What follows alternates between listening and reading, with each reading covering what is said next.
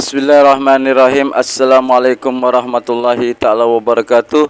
Allahumma salli ala Sayyidina Muhammad wa ala ali Sayyidina Muhammad. La ilaha illallah Muhammad Rasulullah. Aku bersaksi bahwa tidak ada Tuhan kecuali Allah dan Nabi Muhammad utusan Allah. Jangan kita takut dengan manusia, jangan takut kita kepada makhluk. Takutlah kepada Allah Subhanahu wa taala, karena kita milik Allah. La ilaha illallah Muhammad Rasulullah. Ikutilah Allah, ikutilah Rasulullah. Barang siapa yang mengikuti Allah berarti mengikuti perintah-perintahnya. Barang siapa mengikuti Rasulullah berarti mengikuti Allah. Barang siapa mengikuti para ulama berarti mengikuti Rasulullah. Barang siapa yang mengikuti Rasulullah berarti mengikuti Allah Subhanahu wa taala. Begitu sebaliknya. Maka dari itu kita jangan takut kepada makhluk, kepada manusia. Minta makanlah kepada Allah, minta minumlah kepada Allah, mintalah jabatan, kedudukan, kesehatan, keselamatan hanya kepada Allah Subhanahu wa taala. Karena Allah Subhanahu wa taala adalah raja kita, Malikinas, raja yang manusia. Dan disebutkan di dalam Al-Qur'an surah Al-Fatihah, Malikinas, raja yang manusia. Iyyaka na'budu wa iyyaka nasta'in. Hanya kepada Engkau kami menyembah dan hanya kepada Engkau kami meminta tolong. Maka dari itu hayat ila surah Al-Fatihah tadi, karena di dalam Al-Quran itu mengandung antara pencipta dan yang diciptakan. Kita yang diciptakan Allah, yaitu iyyaka na'budu wa iyyaka nasta'in, hanya kepadamu kami menyembah dan hanya kepadamu kami meminta tolong. Malikin nas, ilahin nas, min syarril waswasil khannas allazi yuwaswisu fi sudurin nas minal jinnati wan nas. Allah itu Malikin nas, raja yang manusia. Maka dari itu mintalah kepada raja kita, yaitu Allah Subhanahu wa taala. Di dalam Al-Qur'an surah Al-Fatihah kita memohon kepada Allah, iyyaka na'budu wa iyyaka nasta'in. Itulah perintah Allah.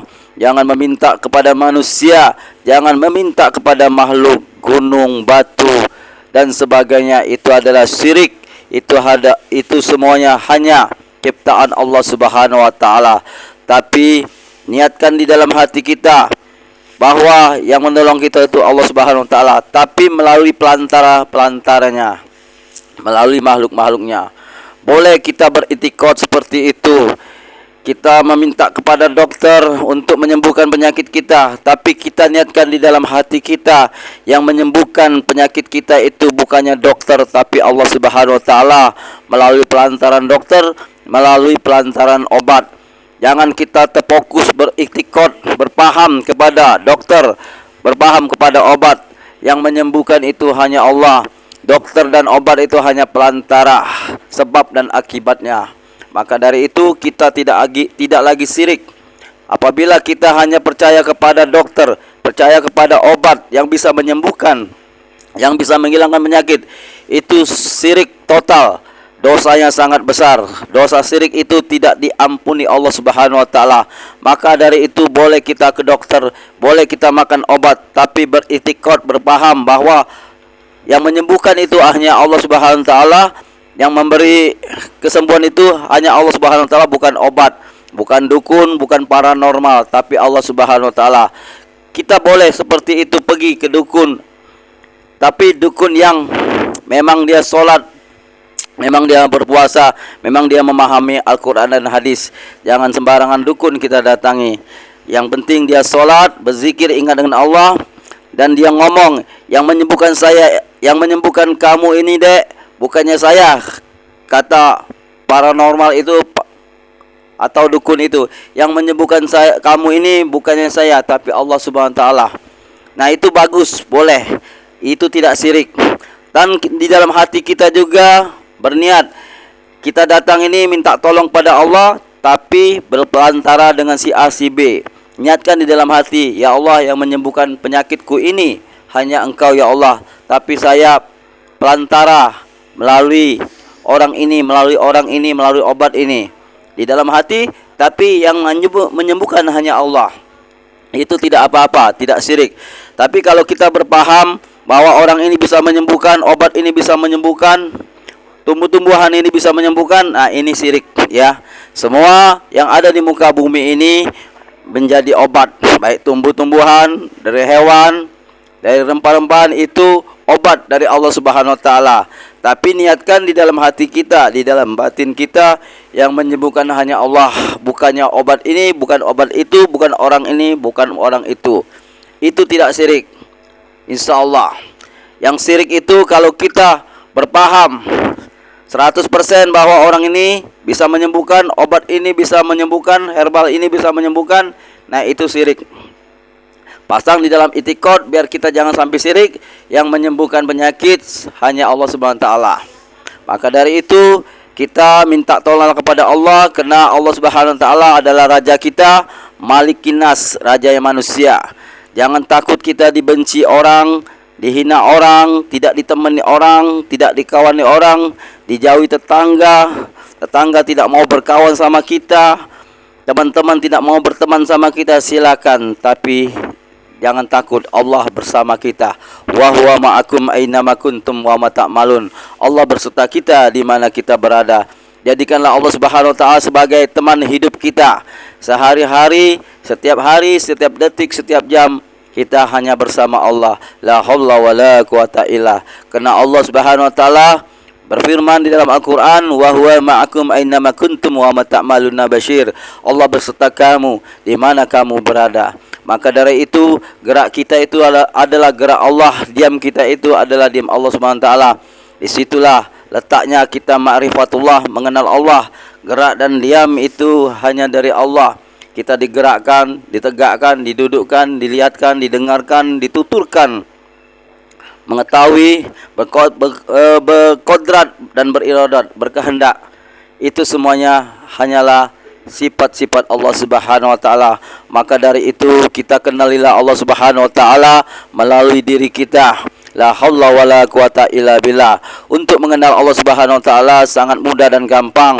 Karena Allah Maha Kuasa, kita lemah. Allah Maha Melihat, kita buta. Allah Maha Mendengar, kita tuli. Allah Maha Berkalam, berkata-kata, kita bisu. Allah Maha Hidup, manusia mati. Allah Maha Mengetahui, kita bodoh. Allah Maha Berkehendak, kita tidak bisa berkehendak. La haula wala quwata illa billah. Jadi lawanannya Allah Maha Kuasa, kita lemah. Allah Maha Melihat, kita buta. Allah Maha Mendengar, kita tuli. Itulah lawanannya. Jadi kita bisa mengenal Allah. Sangat mudah untuk belajar mengenal Allah Subhanahu wa taala. Itulah kuncinya, intinya. Kuncinya seperti tadilah. Pahamilah, hayatilah, carilah guru-guru mursyid untuk membimbing kita untuk mengenal Allah Subhanahu wa taala. Carilah guru yang mengajak kita, mengantarkan kita kepada Allah Subhanahu wa taala, yaitu guru mursyid, guru-guru tarekat. Tidak ada yang bisa menyampaikan kita melalui pelantara dari guru-guru mursyid yang untuk mengenal Allah Subhanahu wa taala. Carilah guru-guru tarekat. Banyak di Indonesia ini tarekat-tarekat Naqsabandi, Qadariyah, Satariyah, Sijiliyah. Banyak, ikutilah guru-guru itu yang mengantarkan kamu kepada Allah Subhanahu wa taala. Rugi kalau kita tidak bisa mengenal Allah Subhanahu wa taala. Untuk menyembah Allah Subhanahu wa taala itu harus kenal dulu baru kita sembah. Untuk apa kalau kita menyembah tapi tidak kenal dengan Allah? Maka dari itu belajarlah, tetap sholat, tetap puasa, tetap zikir, tapi kenalilah Allah Subhanahu wa taala. Tetap kita sembah Allah, tapi tetap kita belajar untuk mengenal Allah Subhanahu wa taala. Belajarlah dari buayan, dari lahir sampai liang lahat. Jadi ilmu itu tidak ada habis-habisnya. Belajar terus, belajar sampai hayat, sampai mati kita belajar untuk mengenal Allah, untuk mencari Allah. Niatkan di dalam hati kita untuk belajar, untuk mengenal Allah Subhanahu wa taala. Insyaallah mudah-mudahan kita mendapatkan pahala yang baik dan Allah Subhanahu wa taala akan menunjuki ke jalannya. Manjada pawanjada. Barang siapa yang bersungguh-sungguh pasti dia dapat. Kenalilah Allah Subhanahu wa taala. Jangan takut dengan manusia, takutlah kepada Allah Subhanahu wa taala. Biarlah manusia benci kepada kita, zalim kepada kita, tapi Allah Subhanahu wa taala tidak pernah zalim kepada kita. Kita setiap saat diberi makan, minum, tidur. Bangun lagi, tidur lagi, bangun lagi, tidur, makan, minum, tidur. punya anak, punya istri, punya rumah, punya pekerjaan, punya pendapatan. Allah Maha Pengasih, Maha Penyayang. Allah tidak pernah zalim kepada hambanya walaupun sedetik. Zalim itu adalah sifat manusia. Maka dari itu kita tinggalkanlah sifat zalim, sifat pelit, sifat sombong, sifat angkuh, sifat pemarah. Itu adalah sifat-sifat yang tercela. Kembalikanlah sifat kita ini kepada sifat-sifat Allah. Pakailah sifat-sifat Allah yang sehari-hari untuk hidup kita, yaitu sifat Rahman Rahim, kasih sayang kepada semua makhluk di muka bumi ini. Itulah sifat Allah Subhanahu wa taala yang maha hebat, Rahman Rahim, maha pengasih, maha penyayang. Pakailah sifat Allah itu di dalam kehidupan kita sehari-hari, pengasih, penyayang kepada setiap makhluk. Dan ya'fu, pemaaf. Pakailah sifat Allah pemaaf, memaafkan segala kesalahan-kesalahan makhluk. Karena makhluk ini tidak luput dari salah dan tidak luput dari dosa. Semua makhluk ini berdosa kecuali Rasulullah SAW. Sebaik-baiknya manusia ialah yang mohon ampun kepada Allah. Sebaik-baiknya manusia ialah itu minta ampun kepada Allah SWT. Tidak ada manusia yang tidak berdosa. Semuanya berdosa kecuali orang-orang yang mau bertobat. Semua diampuni Allah Subhanahu wa taala dosa-dosa kita, asalkan kita mau minta ampun, asalkan kita mau bertobat kepada Allah Subhanahu wa taala. Karena pengampunan Allah Subhanahu wa taala seluas langit dan bumi. Kesalahan kita 1 kali, 2 kali, bahkan 100 kali, bahkan 1000 kali, tapi Allah lebih dari situ rahmatnya. Ampunannya lebih dari situ. Ampunannya seluas langit dan bumi. Bayangkan saja, di mana batas langit, di mana batas bumi. Tidak ada batasnya. Itulah perumpamaan bahwa Allah itu memang maha pengampun, pengasih dan penyayang. Pakailah sifat-sifat Allah di dalam kehidupan kita. Ya Rahman, Ya Rahim, pengasih dan penyayang dan pemaaf. Itulah untuk kita terapkan dalam kehidupan kita sehari-hari. Assalamualaikum warahmatullahi ta'ala wabarakatuh. Allahumma sholli ala sayyidina Muhammad wa ala ali sayyidina Muhammad. Saya mohon maaf kalau ada kata salah dan ucapan dan perbuatan. Assalamualaikum warahmatullahi